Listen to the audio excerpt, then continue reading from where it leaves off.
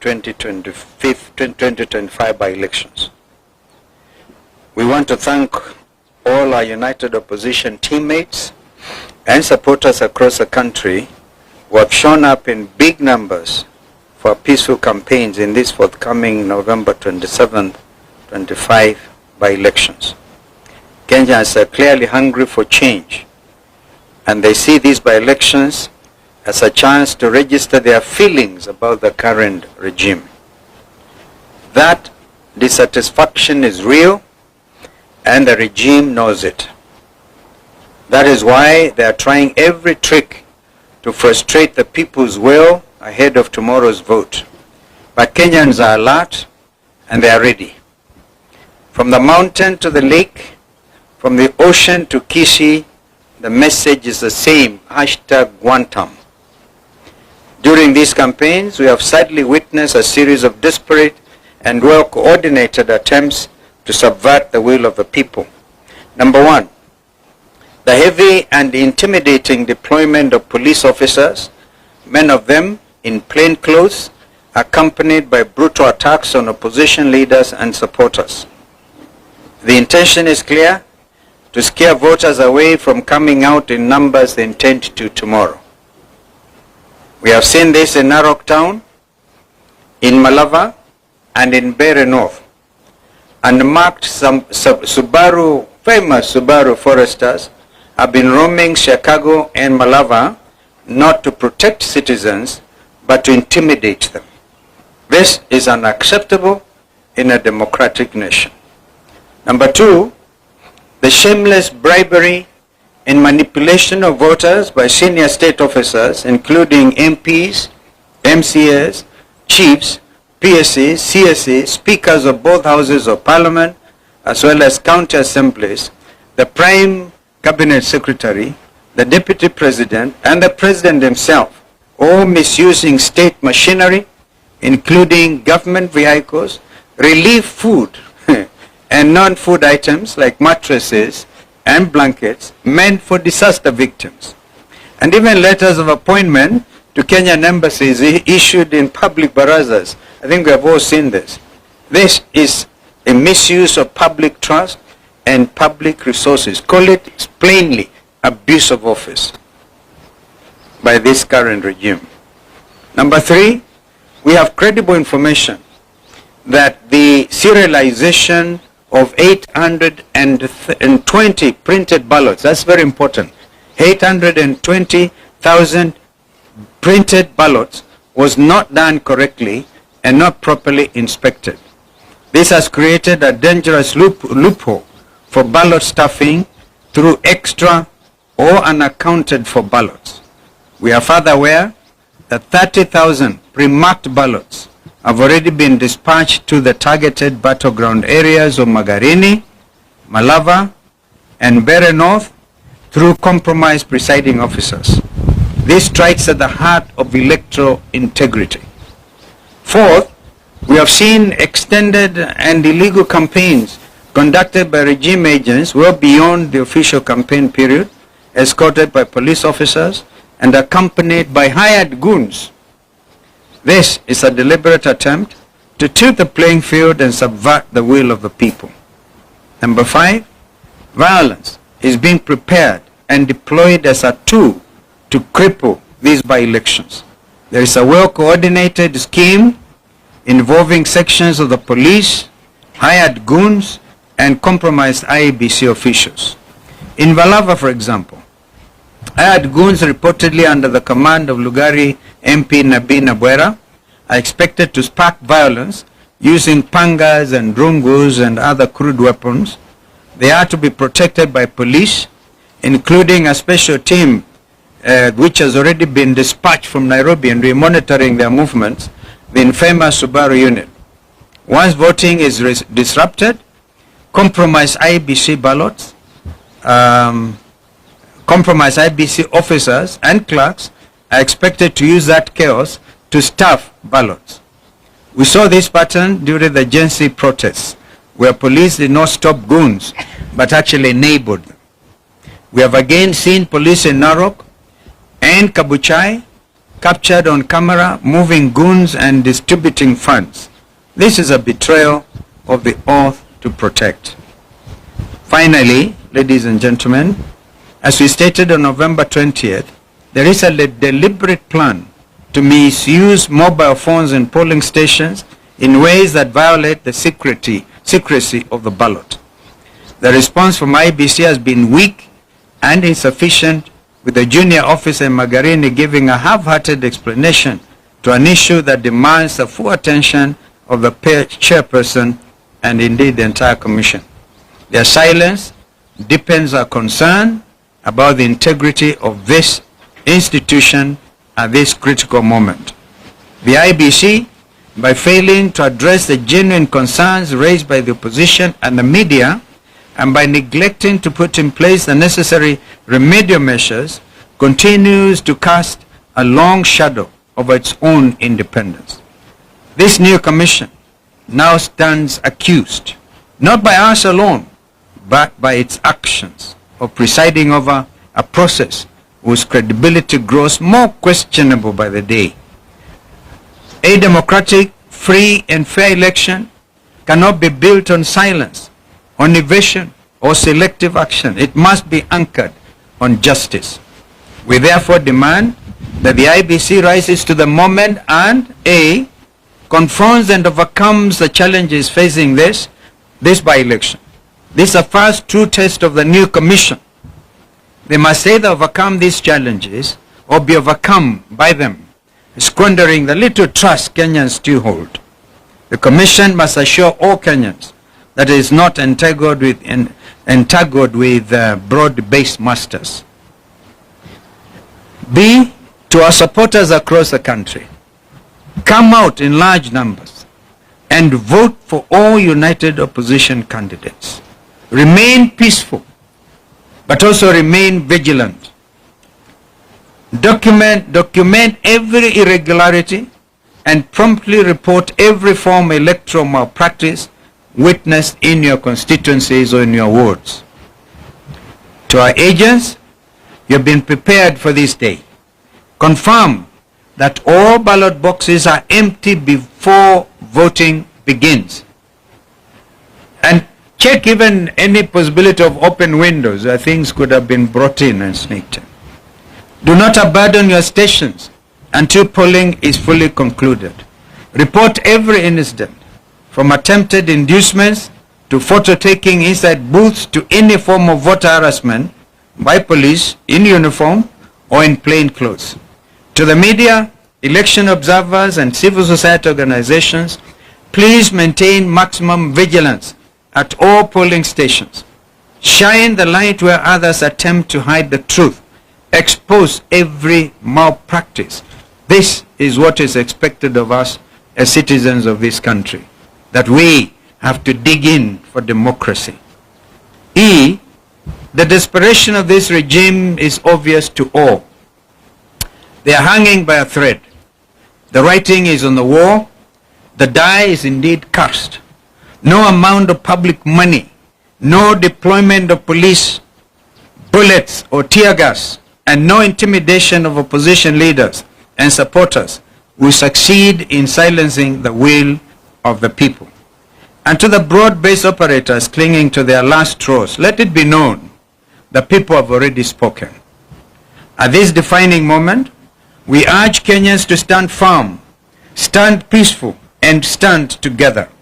Let us prove once again that no force, however desperate, can overcome a united and a determined people. The will of Kenyans is sacred.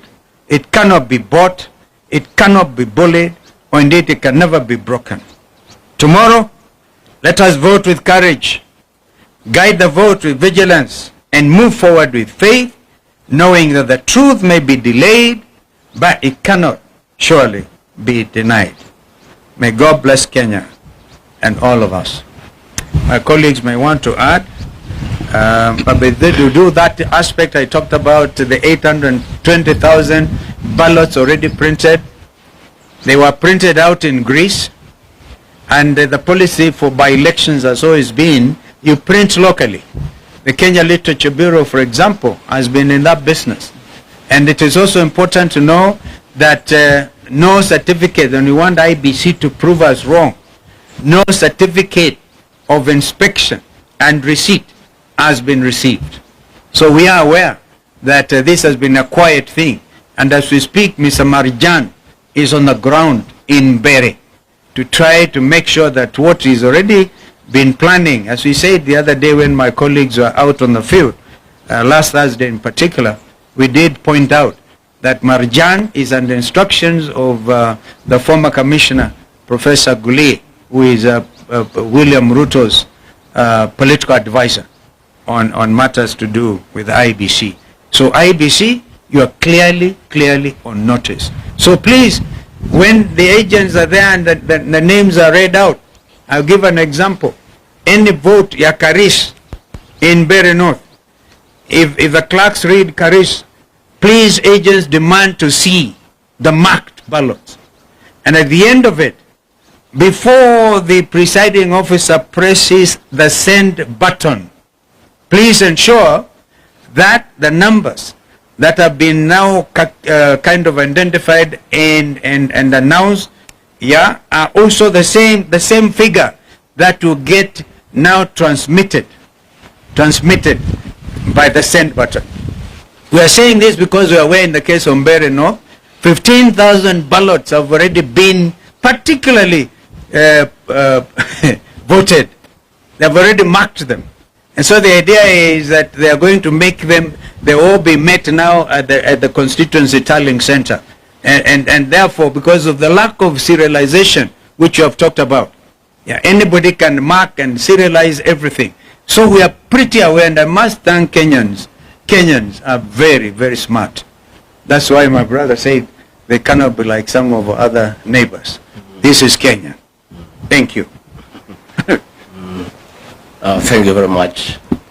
It is now very clear to us and to the people of Kenya that IEBC is totally compromised, and we are happy that this has been confirmed this early, because had this not been confirmed this early, they could have duped Kenyans that they can supervise and pretend over the general elections. For the first time since the electoral history of Kenya, IEBC has confirmed that they will be using uniformed officers and plainclothes officers. Those plainclothes officers is a tool for ballot stuffing. IEBC has given ballot papers to government agencies that have been pre-marked, and the officers in civilian, their work is to figure out how to get the pre-marked ballots into the ballot box. In Bere, for example, Bere North, 15,000 pre-marked ballots are being distributed now in a hotel 2 kilometers from Ebu town, where Kindiki is supervising.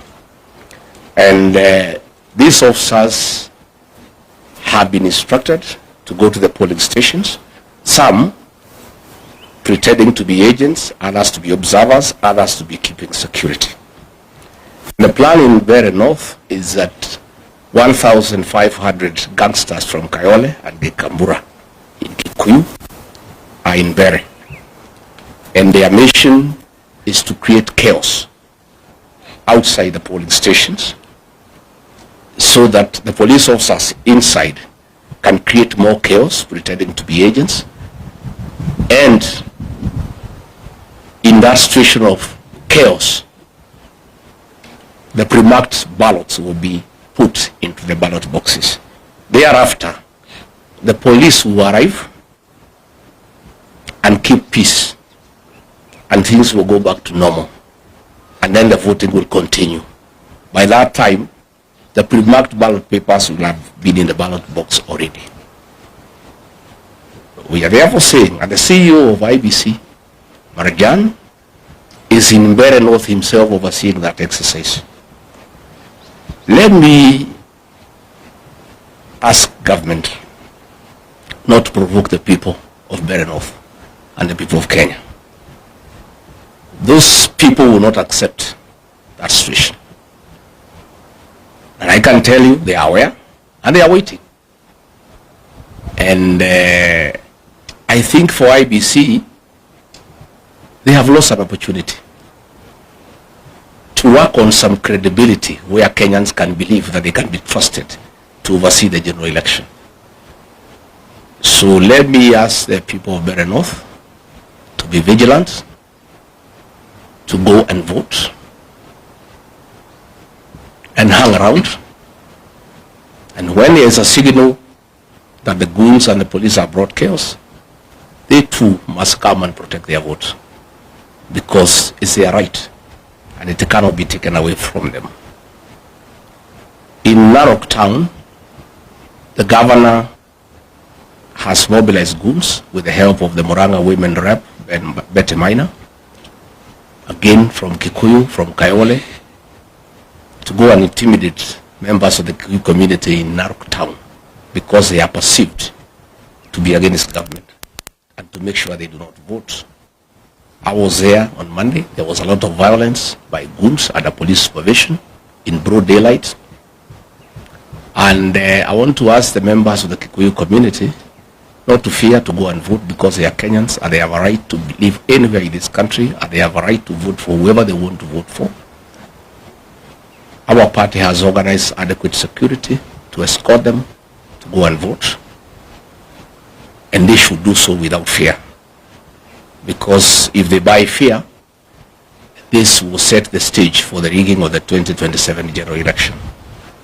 So let us say that if William Ruto and IEBC think they will rig the 2027 general election, they will be in for a rude shock. Admittedly, I think the by-elections are a trial run on how they can rig the 2027 general election. For us, it's also very good so that we see how they do it, so that we learn and we prepare. But I can tell you with certainty, the people of Kenya will not be intimidated to elect people they don't want. And Kenya is not Tanzania. This is a totally different country with a very resilient population who don't buy fear and who are not easily intimidated. In Ballot North, William Ruto has spent over 700 million shillings trying to bribe voters. And on the eve of the closure of the campaign period, the people of that area are through with that money. They want to go and vote their men, and that is why now they want to stuff the ballots. And it will not work, and it will not happen. And it is wrong for government officers sitting somewhere in a hotel outside Embu to think that they can go and stuff ballots into ballot boxes where the people live. It is very difficult. It's not easy. So we want to ask IEBC not to allow officers into polling stations. And we have asked our agents to demand from the presiding officer that all agents are frisked for weapons. Nobody is supposed to carry a weapon inside a polling station unless it's an officer who is uniformed. Anybody else, whether you are an agent, whether you are an electoral official, you cannot carry a firearm inside the polling station. Those firearms are meant to intimidate the other agents, to intimidate the electoral officials, and therefore we have asked our agents to refuse the voting to begin until all people inside the polling station have been frisked for firearms, so that there are no firearms within the polling station. And I think once that has happened, voting should go on, and the counting should go on, and whoever has won should be announced. We have asked the people of Ballot North, after voting, all of them to proceed to the tallying center in Chicago, so that they can protect their vote. Because we cannot agree a few police officers organized by government to intimidate an entire population. It is not acceptable. It cannot happen. But the most annoying thing is that IEBC has the guts to print ballots and give them to government. It's so sad. And they expect anybody to believe they can carry out a free and fair general election. They are going to set this country on fire. If those ballots are introduced tomorrow across the country, successfully, because Kenyans will know, because the agents will be there, the police will use force. Those activities will be recorded, and it comes to the attention of the people of Kenya that IEBC with the government want to introduce ballot papers that are pre-marked. Kenyans will be ready. And it will not be easy. And they will set this country on very, very, very serious tension for the next 2 years.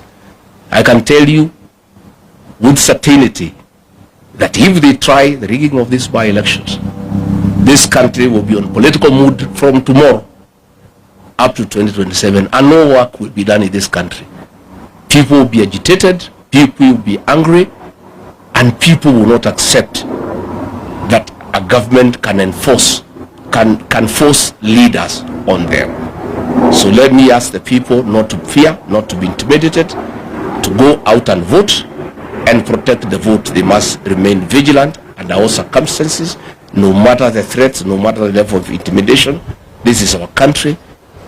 We have no other country to go to, and the right to vote is absolute, and it must be protected under all circumstances. Thank you. Thank you.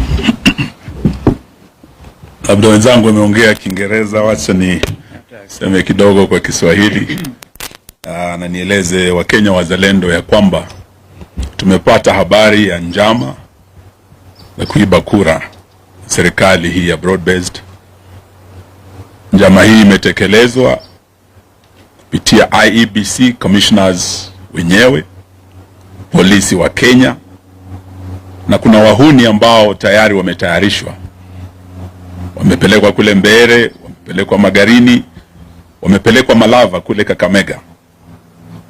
Na njama hii ni kwamba hawa wahuni wataanzisha fujo wakiwa chini ya ulinzi wa polisi, na polisi wataingilia kati kujifanya ni kama wanatuliza na waweze kusimamisha upigaji kura katika sehemu hizi tatu ambazo serikali tayari dalili imeonyesha watashindwa.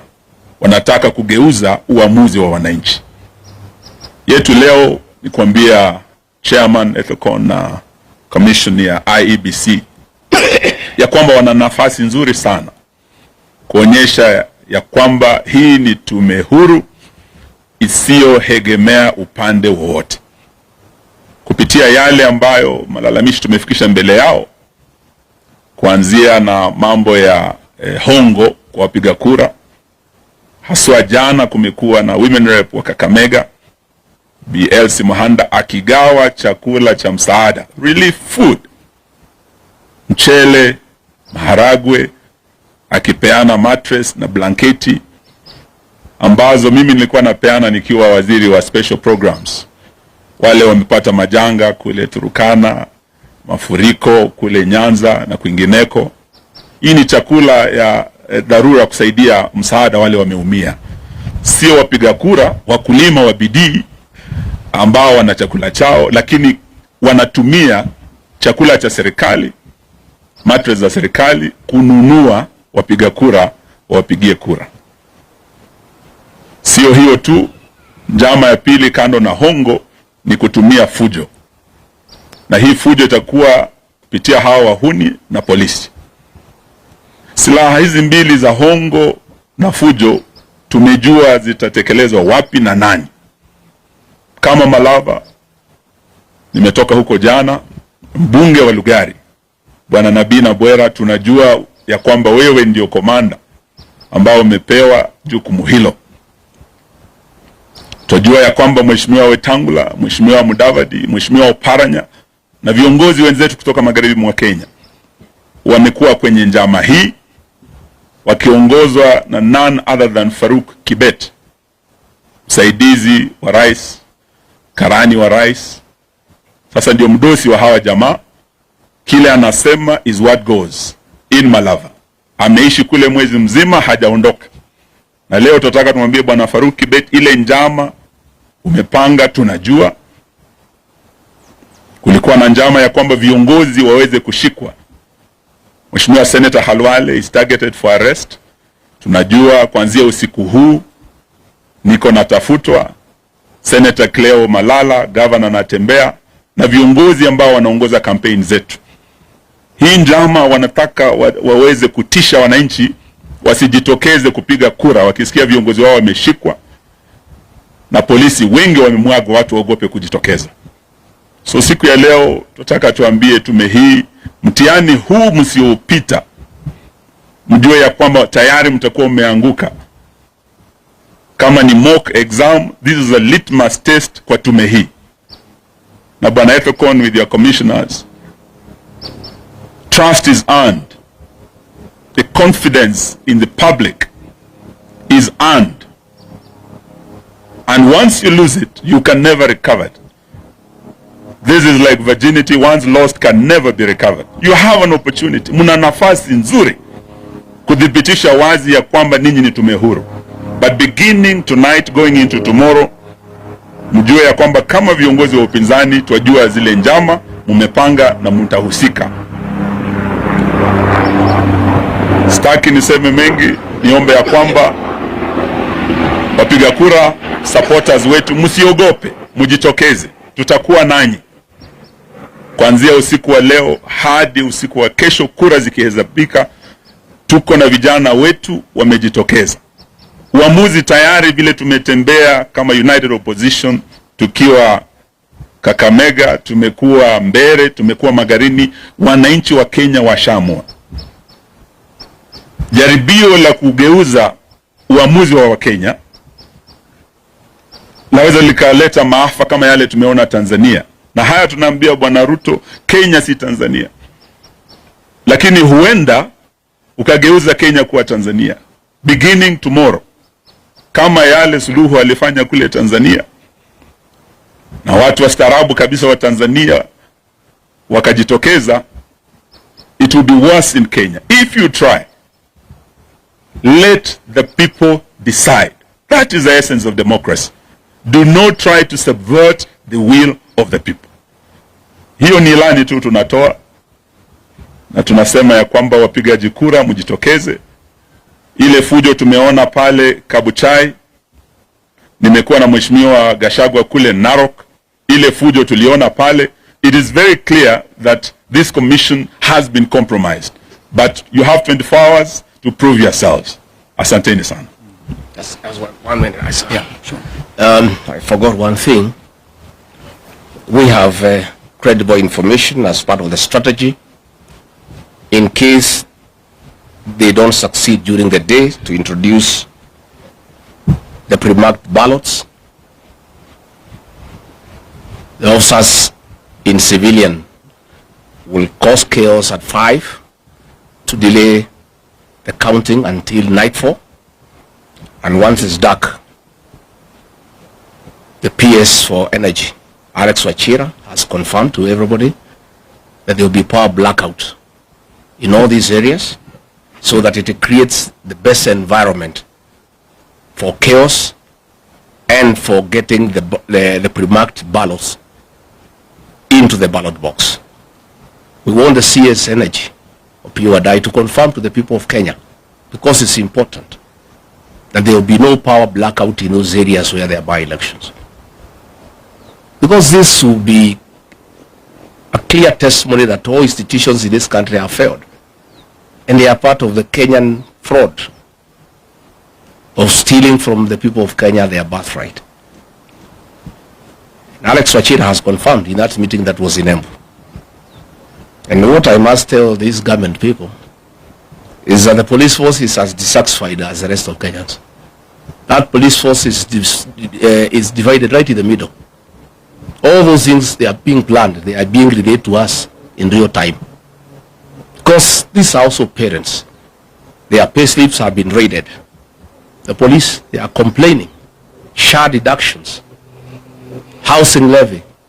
They are equally discontented. Most of presiding officers who have been approached, they are teachers. They are very discontented.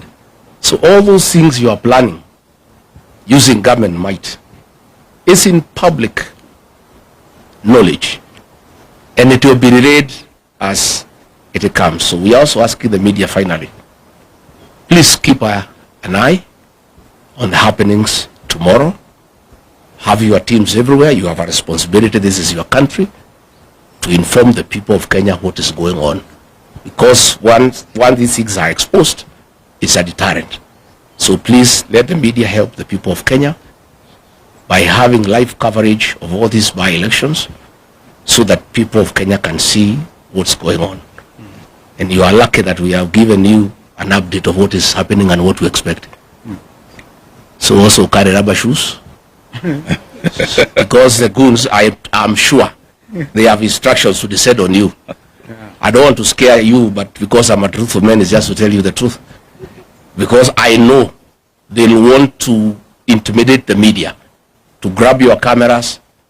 So please carry your rubber shoes and also have a few of your own guys. They don't have to be goons to cover you up. So that your camera is safe and you are safe too. Indeed. And please take care of yourself. So when I was in Narok, I was well prepared with a helmet. Because I had adverse information. I've told you the police force is certified right in the middle. There's a police who are calling me. Tunakungoja wewe na utapigwa mawe, utapigwa risasi, so utafuta bulletproof vest weke na uchuge kichwa yako ndio wana target. So nilikuwa na helmet ile bulletproof because I had prior information. No? So even you, I'm giving you a head start. Thumbs up. Mujue. Si mtajitayarisha pia. Your job is as risky as ours.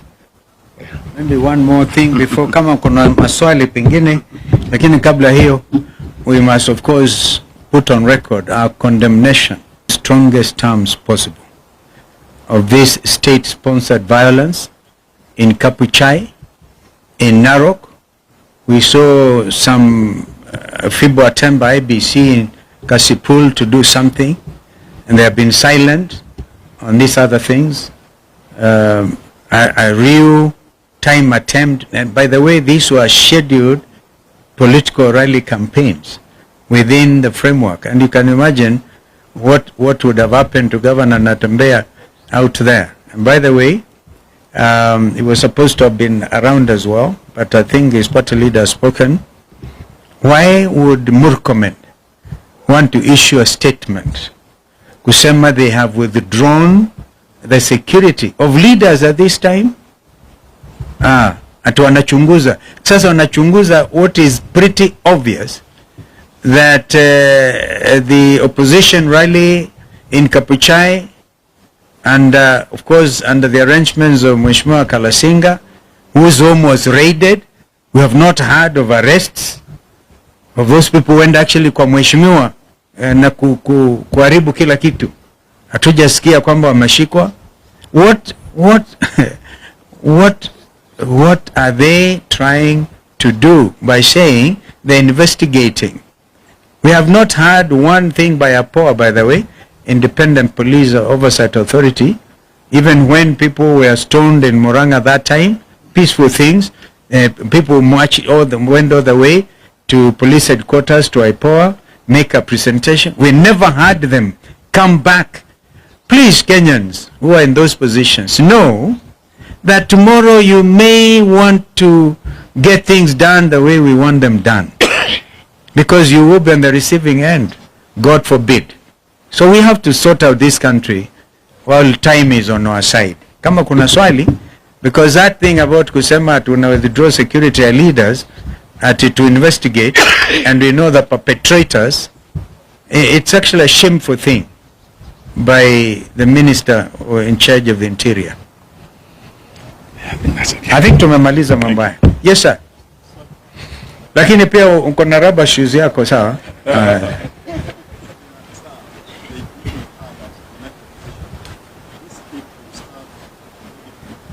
Yeah. We think it can, by the way, we have flagged out those places. But nothing, you remember I talked about 820,000 printed ballots. All right? And each of them is supposed to have a serial number. I wanted to look at that statement. Si ndio nakwambia, ndio najaribu kukujibu kwamba angalia hiyo statement tena, that there is no serialization of those ballots. Wanaanza, we have got this from real time, by the way, on people who are everywhere, some in Kasipul, right?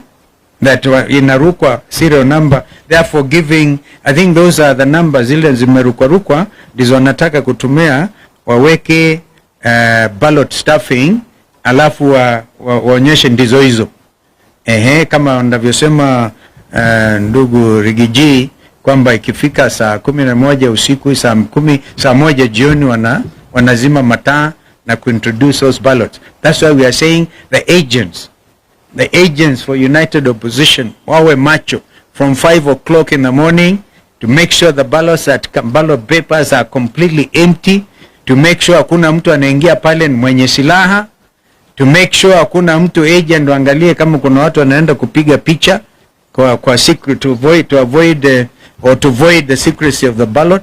Waangalie hiyo yote, wawe macho na wasilale kwa kituo mpaka mambo yajulikane. So that's including what I said. That's absolutely vital, because if the presiding officers under instructions of Marjan are able to press the send button to the constituency tallying center, kwa mfano, or to the ward tallying center, what that will mean is that number may be different from ile imehesabiwa 1 2 3 4. Karisa amepata hii. What is your name, sir?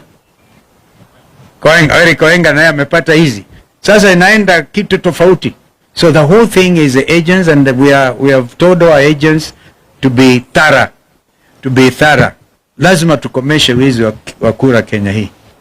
I think for Kapchai, and we are talking about Kisa East, the main target is actually Malava and Western. Yeah.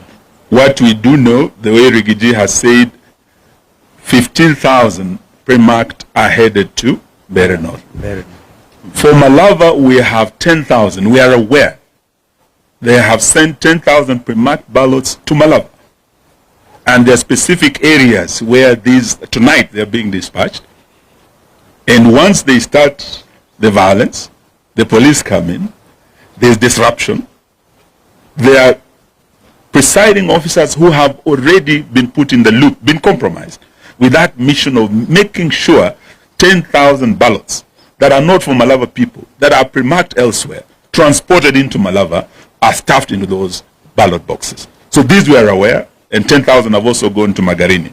Obviously, you can see Bere North is the highest target, 15,000. But we are aware, and we took a match. Our agents wakae macho. Na wale ambao watahusika kuleta fujo, for Malava we are aware, na Binabwera, ndugu yangu Musalia, ndugu yangu Weta, ndugu yangu Oparanya, we have already lost a life in Kabuchai. There was a death because there was shooting, police bullets, live bullets were used in Kabuchai. There's already bloodshed in Kabuchai, Koitangula. We wouldn't want that to happen again tomorrow or this night. The blood will be on the hands of those who are in charge of that violence, and we know them.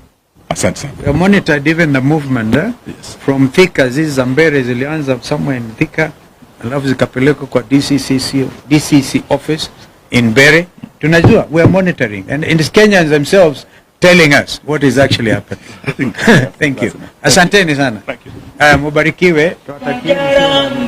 Sitasimama maovu yakitawala.